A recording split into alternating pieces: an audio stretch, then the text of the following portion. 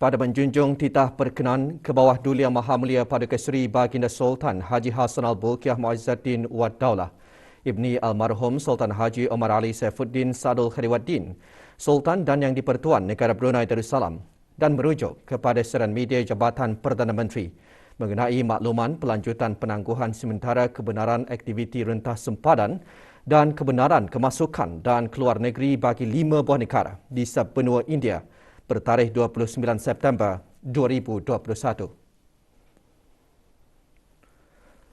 Jabatan Perdana Menteri memaklumkan penangguhan sementara kebenaran aktiviti rentas sempadan selama 16 hari lagi dari 16 hingga 31 Oktober 2021 bagi kemasukan warga negara asing melalui pos-pos kawalan darat dan laut termasuk perjalanan transit melintasi negara Brunei Darussalam, kecuali bagi kemasukan atau perjalanan transit yang diberikan kebenaran oleh Kerajaan Negara Brunei Darussalam.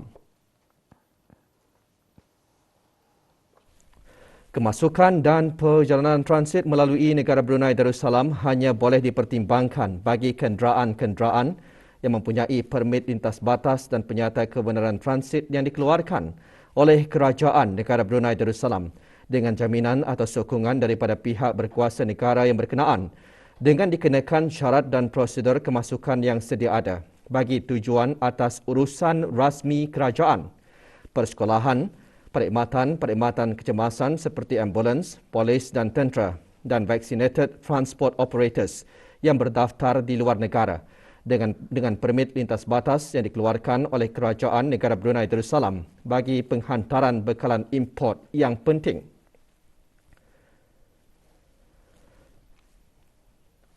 Pengambilan dan penghantaran barangan milik individu di lokasi-lokasi khusus di pekarangan sempadan yang dibuat oleh runners berdaftar di negara Brunei Darussalam dan keluar dan masuk negeri secara ulang-alik melalui pos-pos kawalan darat dan laut bagi tujuan pekerjaan.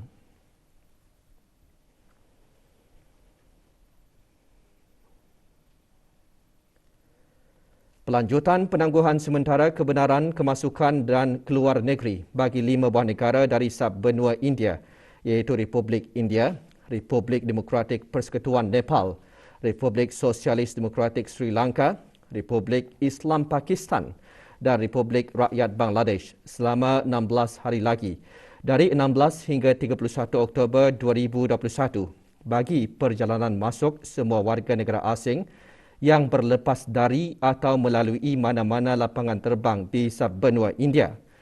Walau bagaimanapun, pemegang pasport diplomatik dan anggota angkatan bersenjata yang ditugaskan di negara Brunei Darussalam adalah dibolehkan untuk memasuki negara ini mengikut prosedur operasi standard SOP yang disediakan oleh Kementerian Kesihatan. Perjalanan warga negara asing yang berlepas dari subbenua India dengan melalui negara Brunei Darussalam secara transit dan perjalanan keluar dari negara Brunei Darussalam menuju ke subbenua India atas apa jua sebab atau urusan. Walau bagaimanapun, pemegang pasport diplomatik dan anggota angkatan bersenjata yang ditugaskan di negara ini dibolehkan untuk membuat perjalanan keluar negeri serta warga negara asing yang memegang pas pekerjaan atau pas tanggungan yang telah dibatalkan atau pemegang Special Authorization Work Pass atau Professional Visit Visa yang telah bekerja sementara di negara Brunei Darussalam dan akan kembali ke negara asal masing-masing secara tetap. Penangguhan kebenaran juga dikenakan bagi warga negara asing yang telah diberikan kebenaran awal untuk memasuki negara Brunei Darussalam dari subbenua India melalui penerbangan yang telah dibenarkan sebelum ini, maka kebenaran tersebut adalah ditarik balik.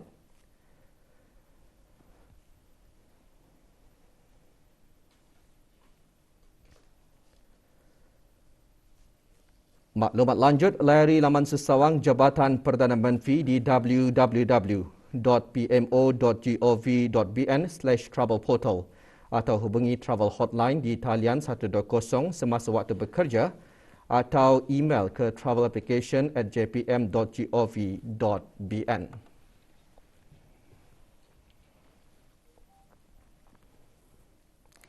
163 kes baharu jangkitan COVID-19 disahkan di negara Brunei Darussalam hari ini yang membawa jumlah keseluruhan kes kepada 9,828. Yang berhormat Datuk Seri Setia Dr. Haji Awang Muhammad Isham bin Hadi Jaafar, Menteri Kesihatan memaklumkan perkara tersebut semasa sidang media situasi terkini jangkitan COVID-19 petang tadi.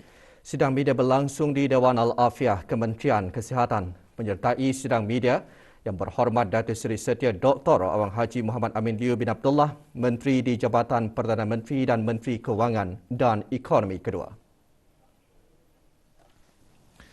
Terdapat 48 tambahan kes-kes baru kepada 19 kluster aktif yang sedia ada yang merupakan kontak-kontak terdekat kepada beberapa kes positif sebelumnya. Sementara itu, terdapat 5 kluster baru telah dikesan yang melibatkan 44 kes. Kesemua kluster baru ini adalah kluster rumah kediaman di mana 3 daripadanya, iaitu kluster LNS Sendirian Berhad, kluster Hasnal Jar Sendirian Berhad dan kluster Digimix Enterprise adalah kluster rumah yang menempatkan pekerja-pekerja syarikat berkenaan. 2 kluster telah ditutup setelah tidak ada kes dikesan selama 28 hari.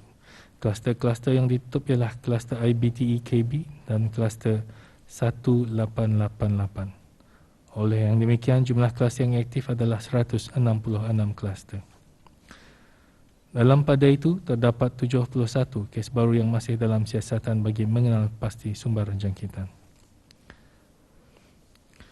183 kes telah disahkan sembuh yang membawa jumlah kes yang sembuh di negara Brunei Darussalam kepada 7,498 kes. Manakala jumlah kes aktif ialah sebanyak 2,263 kes. Di kalangan kes-kes yang sedang ada dalam rawatan sekarang, 7 kes ada dalam kategori 5 dan sedang dirawat di unit rawatan intensif. Kesemua mereka memerlukan bantuan mesin pernafasan ataupun artificial ventilation, dengan 2 daripadanya juga memerlukan bantuan mesin tambahan hadlang mesin ataupun ECMO. Sementara itu, 27 kes lain dikategorikan dalam kategori 4 yang memerlukan bantuan oksigen adalah di bawah pemantauan rapi.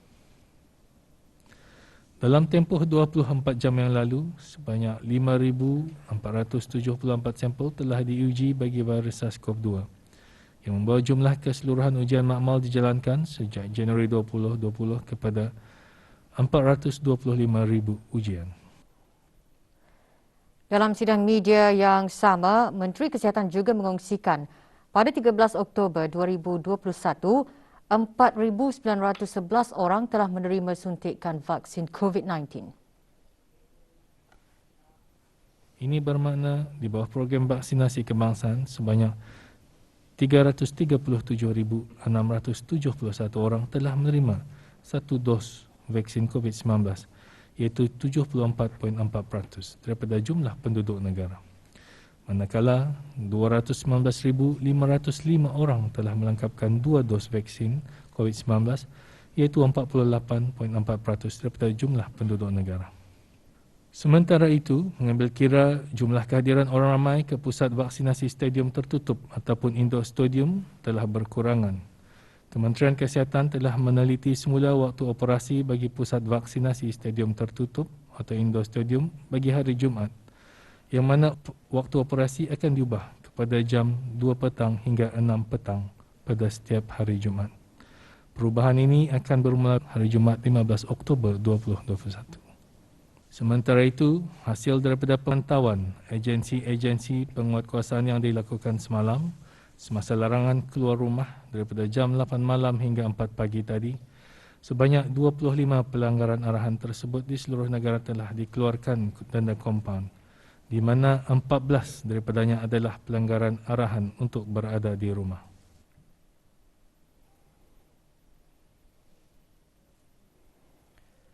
Menteri Kesihatan turut mengongsikan beberapa perubahan ke atas syarat-syarat yang dikenakan bagi mereka yang dibenarkan masuk ke negara ini, seperti menjalani ujian RT-PCR bagi SARS-CoV-2 yang dipersyaratkan kepada sesiapa yang hendak masuk ke negara ini hendaklah dilakukan tidak lebih dari 48 jam sebelum bertolak ke negara ini. Syarat ini dikenakan sama ada warga negara Brunei Darussalam atau orang asing. Bagi mereka yang melengkapkan vaksinasi COVID-19, yang mana dos kedua mereka telah diperolehi lebih dari 14 hari dari tarikh masuk ke negara ini, mereka akan dibenarkan untuk memendekkan tempoh pengasingan diri mandatory di hotel pengasingan bagi jangka masa di antara 1 hingga 7 hari. Tertakluk kepada penilaian risiko terhadap negara yang baru mereka tinggalkan. Mereka adalah dikehendaki untuk memuat naikkan status dan bukti vaksinasi mereka ke dalam sistem permohonan deklarasi ketibaan bagi rakyat atau penduduk tetap negara Brunei Darussalam atau entry travel pass bagi warga negara asing. Walau bagaimanapun, pemendekan tempoh pengasingan diri ini adalah tertakluk kepada beberapa perkara seperti jenis vaksin, ujian swab RT-PCR bagi SARS-CoV-2 yang negatif yang dilakukan tidak lebih daripada 48 jam sebelum ke negara ini, dan juga ujian kedua RT-PCR bagi SARS-CoV-2 setelah tiba ke negara ini. Perlu juga diingatkan bahawa pertimbangan bagi permohonan kemasukan warga negara asing ke negara ini pada masa ini adalah hanya bagi essential travel, iaitu urusan yang mustahak sahaja. Walau bagaimanapun, bagi mereka yang tidak mempunyai vaksinasi yang lengkap, termasuk mereka yang dos keduanya adalah kurang dari 14 hari dari tarikh ketibaan ke negara ini, akan diperlukan menjalani pengasingan diri mandatory di hotel-hotel mengikut tata cara yang ada pada masa sekarang. Semua perubahan ini akan dikuatkuasakan pada hari Jumaat 15 Oktober 2021. Negara Brunei Darussalam mengambil pendekatan whole of nation dalam menangani penularan wabak COVID-19, khususnya peranan Pusat Pengurusan Bencana Kebangsaan untuk meningkatkan tahap kesiapsiagaan para penduduk dan belia. Ini termasuk kegiatan dan aktiviti-aktiviti yang dianjurkan seperti program kesedaran awam pengurusan risiko bencana peringkat masyarakat CBDRM, program kesedaran awam pengurusan risiko bencana peringkat sekolah SBDRM dan program Disaster Preparedness Coordinator PC. Perkara tersebut dikongsikan oleh Yang Berhormat Pihin Orang Kaya Seri Kerna, Datuk Seri Setia Dr. Haji Awang Abu Bakar bin Haji Apong, Menteri Hal Ehwal Dalam Negeri, pagi tadi, semasa menyertai mesyuarat peringkat Menteri ASEAN mengenai pengurusan bencana AMMDM ke-9 dan persidangan Parties to the ASEAN Agreement on Disaster Management and Emergency Response ke-10. Mesyuarat secara maya itu dipengerusikan oleh Republik Singapura. The pandemic has revealed the need for strong and proactive leaders in the community and amongst the youth and put localization into action. We recognize the potential as frontline leaders in taking action when disaster strikes and peril and support with the responding agencies. Moreover, we welcome partnership which reaffirms our commitment to further nurture our relationship and strengthen collaboration among other ASEAN members and other dialogue partners. Mesyuarat membawa tema Strengthening Partnership and Innovation for Disaster Management in ASEAN membincangkan cara memperkukuhkan lagi tindak balas ASEAN secara bersama terhadap sebarang bencana serta menilai pelaksanaan ASEAN Agreement on Disaster Management and Emergency Response AADMER ke arah merealisasikan hasrat untuk membangun masyarakat yang selamat dan berdaya tahan bencana.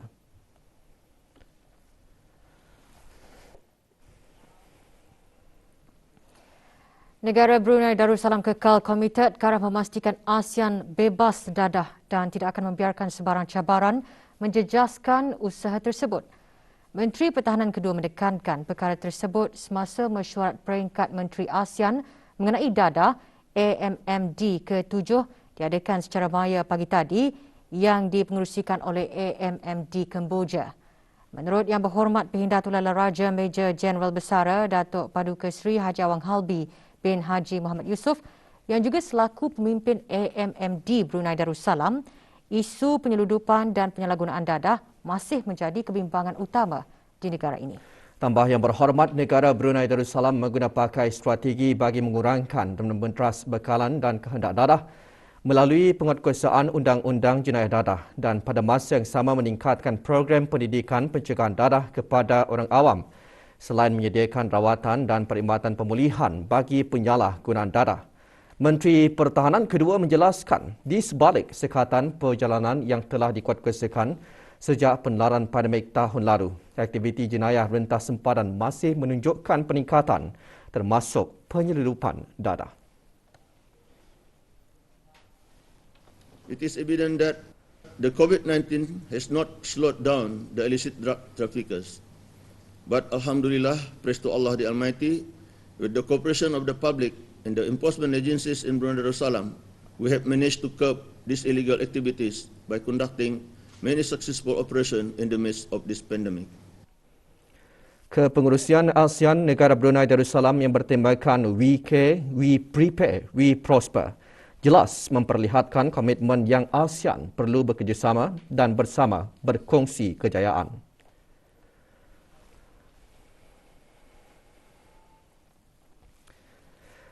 Dalam melalui perubahan dan cabaran yang ditimbulkan oleh wabak COVID-19, adaptasi merupakan salah satu kunci utama. Berucap semasa majlis penutupan kursus Maktab Terus Angkatan Bersenjata di Raja Brunei ABDB sesi ke-11, Menteri Pertahanan kedua menekankan perlunya pemimpin untuk mempunyai dinamika pemikiran ke arah perdamaian dalam mempromosikan keamanan dan kestabilan global. Yang berhormat Pendatu Lera Raja Major Jeneral Bersara Datuk Perdana Seri Haji Awang Halbi bin Haji Muhammad Yusof juga menekankan semua peserta kursus Maktab Terus ABDB perlu berfikir secara kritikal dan inovatif dalam menangani perkara-perkara yang kompleks yang timbul dari segenap dimensi dan mengamalkan emotional honesty sebagai persiapan bagi menjawat jawatan dan tanggungjawab yang lebih besar di masa akan datang.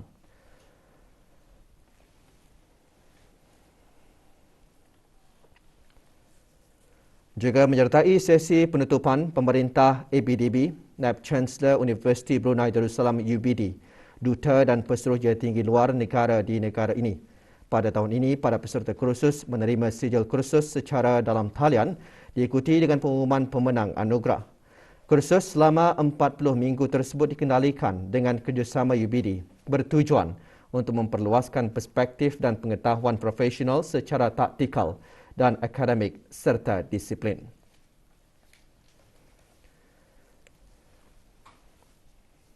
Tiga pegawai menamatkan kursus tersebut terdiri daripada para pegawai ABDB, pasukan polis di Raja Brunei dan Jabatan Keselamatan Dalam Negeri yang juga disertai 13 peserta antarabangsa dari Republik Rakyat Bangladesh, Republik India, Republik Indonesia, Malaysia, Republik Islam Pakistan, Republik Filipina, Arab Saudi, Republik Singapura, Thailand dan Amerika Syarikat. Major Ho Jin Peng daripada Angkatan Bersenjata Republik Singapura menerima anugerah cemerlang keseluruhan RBF CSC dan anugerah akademik cemerlang. Major Udara Arif Syamirul daripada Tentera Udara di Raja Brunei menerima anugerah RBF Commendation, manakala Major Udara Wan Muhammad Azim bin Haji Muhammad Aminuddin daripada Tentera Udara di Raja Brunei menerima anugerah Komandan.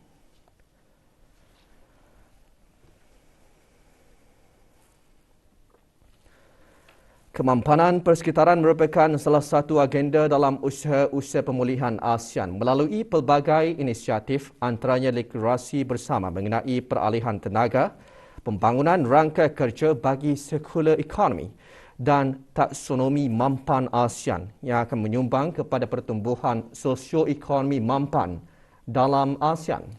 Menteri di Jabatan Perdana Menteri dan Menteri Keuangan dan Ekonomi kedua berucap demikian semasa mesyuarat Menteri-Menteri Pelaburan dan Perdagangan G20 yang diadakan secara persidangan video di Kementerian Keuangan dan Ekonomi. Yang berhormat Datuk Seri Setia Dr. Awang Haji Muhammad Amin Liu bin Abdullah juga mengongsikan dalam menghadapi cabaran pandemik, ASEAN menumpukan fokus kepada pemulihan seperti yang digariskan dalam Rangka Kerja Pemulihan Komprehensif ASEAN ACRF. Di bawah Brunei Darussalam Priority Economic Deliverables PEDS, ASEAN telah melaksanakan pembangunan peta jalan Bandar Seri Begawan BSPR dalam memanfaatkan momentum digitalisasi positif bagi memastikan agenda peralihan digital ASEAN yang dapat dicapai dengan berkesan dan cekap. peranan penting perusahaan mikro, kecil dan sederhana PMKS dalam pertumbuhan ekonomi ASEAN dan usaha-usaha integrasi. Di bawah BSBR dan ACRF, ASEAN menjangkakan perkongsian maklumat, pengisian semula dan peningkatan kemahiran PMKS akan membantu peralihan ke arah digital dan pemulihan mampan.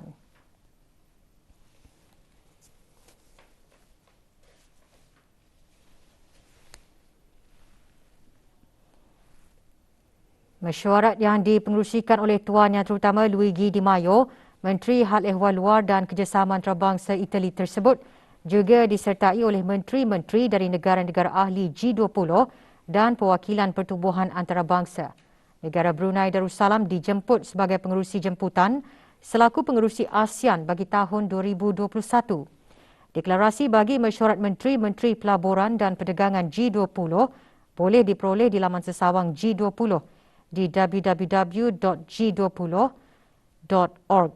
Juga menyertai Datuk Seri Paduka Dr. Haji Abdul Manaf bin Haji Metusin, Timbalan Menteri Keuangan dan Ekonomi dan Dr. Deng Haji Amir Faizah binti Haji Ahmad Arifin, Setiausaha Tetap Ekonomi.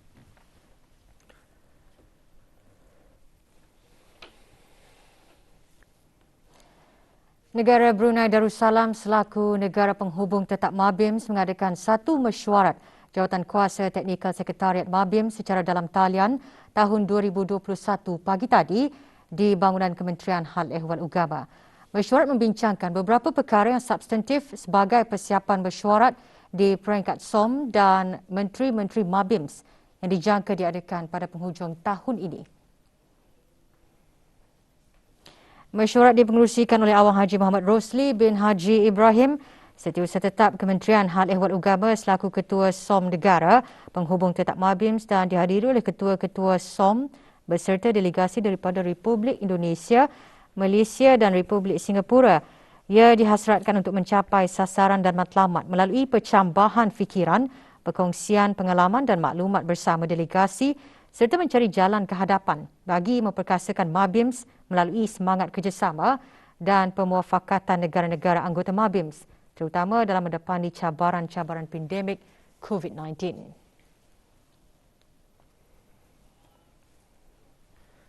Dalam usaha membantu Kementerian Kesihatan menangani penularan COVID-19 di negara ini, Bank Baiduri telah menyumbangkan peralatan pelindungan diri PPE dan alat ujian antigen rapid test ART. Penyerahan sumbangan berlangsung di Kementerian Kesihatan.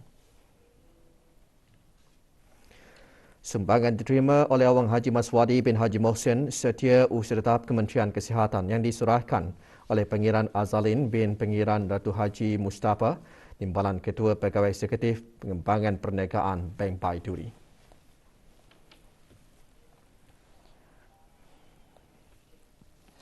Beberapa buah masjid, surau dan balai ibadat seluruh negara meneruskan lagi majlis zikir Maulud sempena sambutan Maulud Nabi Muhammad SAW secara dalam talian dengan menyediakan pautan bagi ahli jawatan kuasa takmir masjid, jemaah muslimah, belia masjid dan majlis perundingan kampung. Antara masjid yang mengadakannya Masjid Kampung Belimbing Subuk, Masjid Setia Ali Pekan Muara dan Masjid Rancangan Perumahan Negara Kampung Ratai Temburong. Majlis-majlis yang diadakan secara maya itu disertai oleh ahli-ahli majlis mesyuarat negara.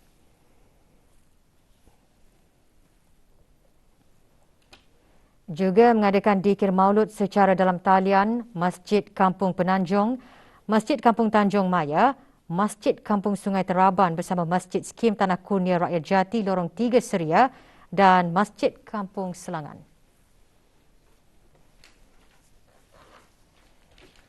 Pusat Dakwah Islamia melalui bahagian pembangunan Mu'allaf dengan kerjasama pejabat unit dakwah daerah Tutong tidak ketinggalan mengadakan majlis dikir maulud.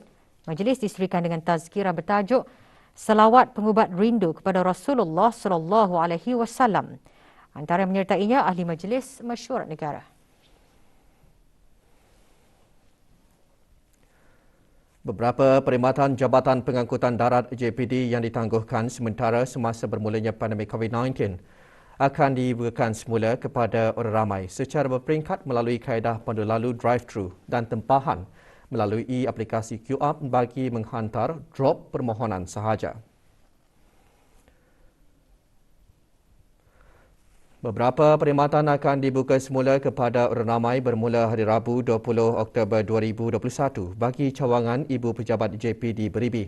Antara perkhidmatan-perkhidmatan yang akan dibukakan semula adalah gantung, penahanan bilangan pendaftaran kenderaan, serah bilangan pendaftaran kenderaan dan kondem, tukar milik, pinjaman dan menamatkan pinjaman kenderaan. Tiada pengguna. Tawaran tertutup tanda pengenalan yakni bilangan pendaftaran kenderaan, pelesenan kenderaan komersial dan pengangkutan awam dan permit kenderaan lintas batas dan kenderaan kerajaan yakni BG.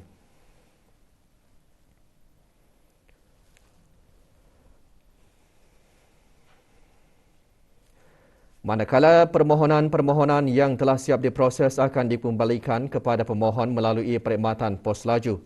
Perkhidmatan drop secara pandu lalu hanya akan diberikan kepada pemohon yang menempah melalui aplikasi QApp sahaja. Waktu perkhidmatan setiap hari Isnin hingga Khamis dan Sabtu bermula pukul 8.15 pagi hingga 1 petang kecuali cuti awam. Sementara itu, pembayaran bagi perkhidmatan tersebut hendaklah dibuat melalui BIBD Online Payment sebelum permohonan dihadapkan. Pemohon atau pemandu pandu lalu juga diarahkan untuk mematuhi SOP iaitu memastikan kod BruHealth berwarna hijau dan kuning sahaja. Memakai sungkup muka, hanya pemandu serta seorang penumpang sahaja berada dalam kenderaan ketika hendak menghantar borang dan tidak dibenarkan keluar dari kenderaan semasa penghantaran.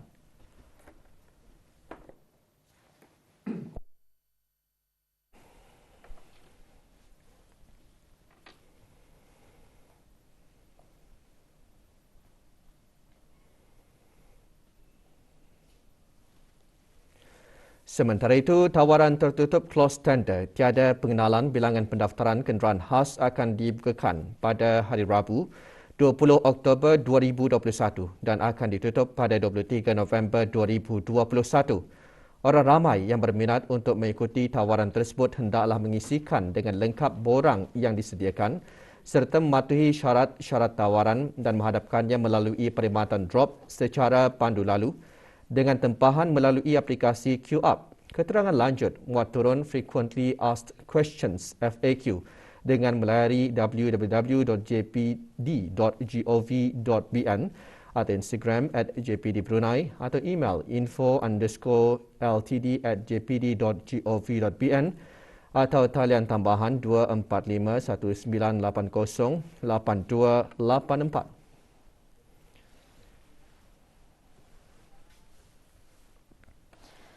Berikutan dengan tersebarnya maklumat mengenai dengan kekurangan ke atas jumlah separuh gaji pertama bagi bulan Oktober yang diterima oleh sebahagian dari penjawat awam, Kementerian Keuangan dan Ekonomi dalam siaran medianya memaklumkan setelah siasatan dibuat terdapat sistem glitch ke atas pembayaran separuh gaji pertama bulan Oktober 2021 berkenaan.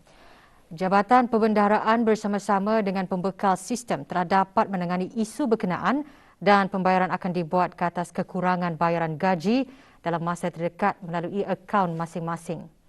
Kementerian Keuangan dan Ekonomi juga akan memastikan bahawa perkara ini tidak akan berulang lagi. Sebarang pertanyaan, orang ramai boleh menghubungi Pusat Panggilan Pelanggan Jabatan Perbendaharaan di talian 238-3444 atau email ke ppp@treasury.gov.bn atau ssm.helpdesk@dynamictechnologies.com.bn.